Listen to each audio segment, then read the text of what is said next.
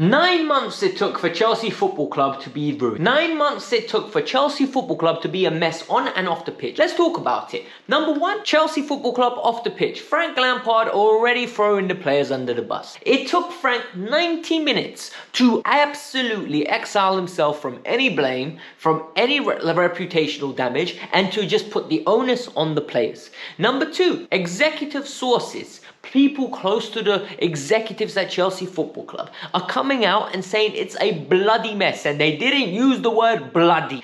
They are saying that the board are now changing their stance on what kind of manager they want. They give clarity. And finally, Bayern Munich are furious with Chelsea, and I'm going to explain why. Let's get into it. Welcome to the Kavkas View, brother. Here, I already gave you the rundown of what we're going to talk about, so I just need you guys to do the administrative tasks. Look, hit the like button now, because you made it this far, you're here to stay. It really helps. Share the video across, and it just helps the channel grow. Subscribe to the channel because you're supporting me, and it's the cheapest and easiest way for you guys to support the channel. I'm not asking for a super thanks. I'm not asking for you to donate any money. I'm genuinely asking you just to hit subscribe to the channel. And finally, if you actually want to support me and help my account grow, follow me on Instagram. Hit me up with football related questions. Hit me up with any questions that you have regarding football, and I just respond via a voice note or message. I'll get the time to do so. That's in a pin below. But now, let's get started with the story. So, when it comes to this football club now, there's just a lot of leaks. And there are sources close to the executives at Chelsea Football Club that are saying that it's an effing mess. An effing mess. They are actively swearing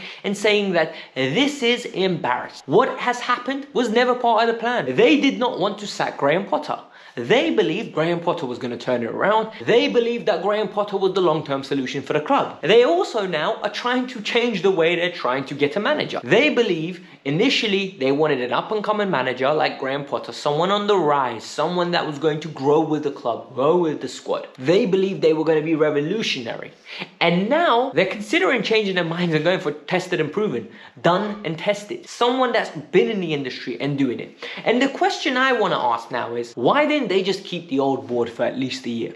Why didn't they keep Marina Garaskaiva? Why didn't they keep Bruce Buck? Why didn't they keep at least Petr Cech? You have somebody that knows how the football operations work and use them.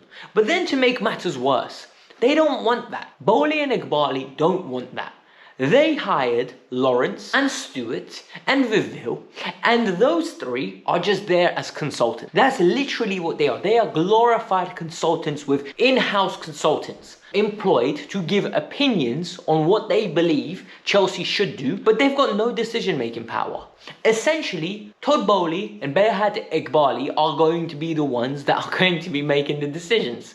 And this is getting reported by David Ornstein.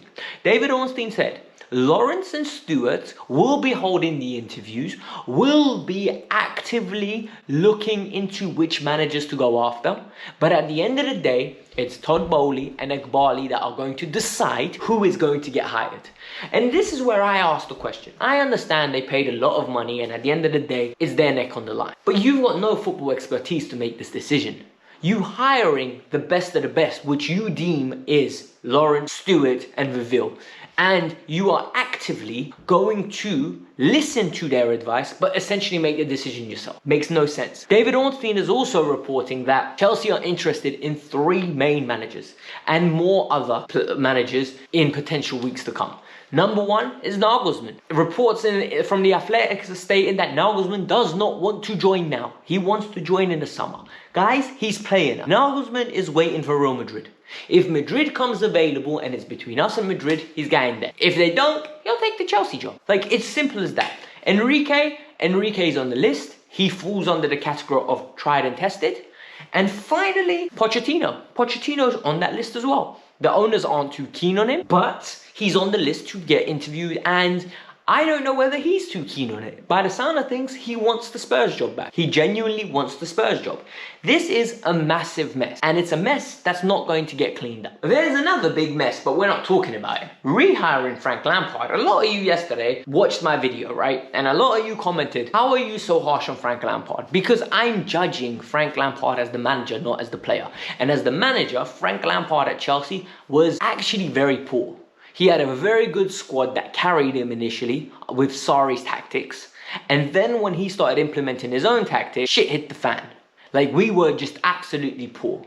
And that's the sad reality of it. That, like, I know a lot of people don't like to hear it, but Frank is an incompetent manager. And what really irritated me with Frank Lampard yesterday was it took him 90 minutes to absolutely ruin anything Graham Potter had put in place and change everything, to the point where we went from creating chances and missing them to looking toothless and can't even control midfield, or let alone create an opportunity. Now we've got Frank Lampard coming out and saying some of the players don't know what it feels like to play for Chelsea, they don't have the responsibility to play for Chelsea, but by the time I'm gone, I'm going to try to implement that into them. And then he called out Mateo Kovacic saying, you're a two-time Champions League winner, you need to show more intensity, and that's for all of them. These players need to know that they belong at this level. He's really putting the blame on the players, and I don't think that's right.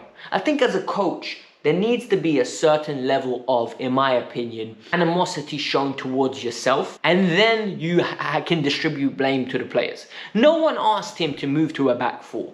No one asked him to play Conor Gallagher from the outset. No one asked him to move Joao Felix from the number 10 position to the left wing position. No one asked him to put Raheem Sterling holding the ball up on the right wing. No one asked Frank Lampard to play Cucurella as a left back. No one asked Frank Lampard to play Enzo Fernandez as a deep six. Nobody asked him to do that. Yet all the blame got distributed onto the players, and now the players that are coming in, he's making excuses like they need to settle in. Enzo Fernandez never needed to settle in. Enzo came in from the output and was our beaming light that was pointed to give us some hope in the direction that we should go. And now they're saying that if Frank does something miraculous, he could come into contention for the job. He ain't coming into contention. That's actually eased my mind. He's not going to be the gaffer next year. He is a preposterous manager. I'm sorry, a lot of you aren't going to like that. He is horrible. And another good thing, he's got no input on which players will get a new contract.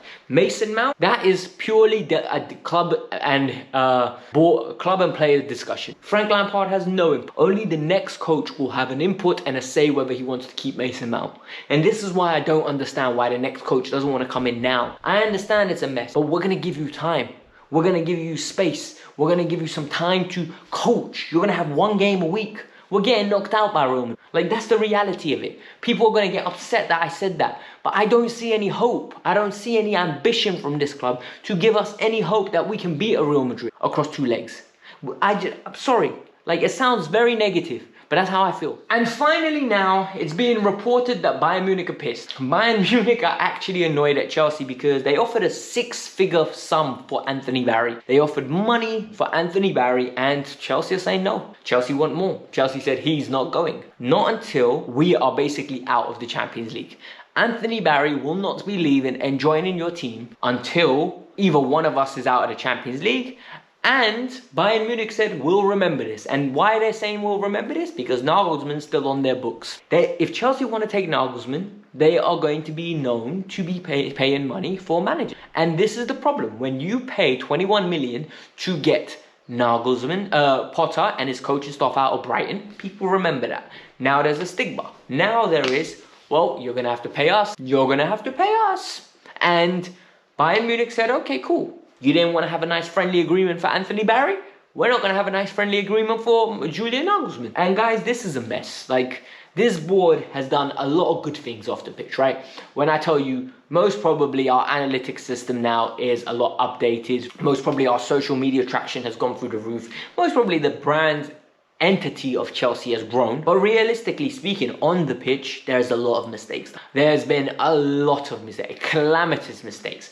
Think starting with sacking Thomas Tuchel, to hiring Graham Potter, and then not sacking him quick enough, and then backing him to the point where the season's essentially over, and then sacking him and replacing him with Frank Lampard because it's pandering to the fans. Apparently there are rumors that James Corden had some kind of like conversation with Todd Bowley. This is just a mess. Like, it's a big fat mess that we're just gonna have to deal with. Look, you guys wanted some bright hope. There's only 8 games left. There's only 8 games left, and then the project starts. That's the way we need to look at it. I think it's really sad, but players that we were optimistic about are going to be leaving the club, and we're going to have to start fresh. We're going to start from the beginning. But guys, hit the like button, subscribe to the channel. I'll be here covering it, because be upset, cry, I'm still here for Chelsea, right? I love my club, and I love reporting on it. Peace out. I'm out. Have a nice day.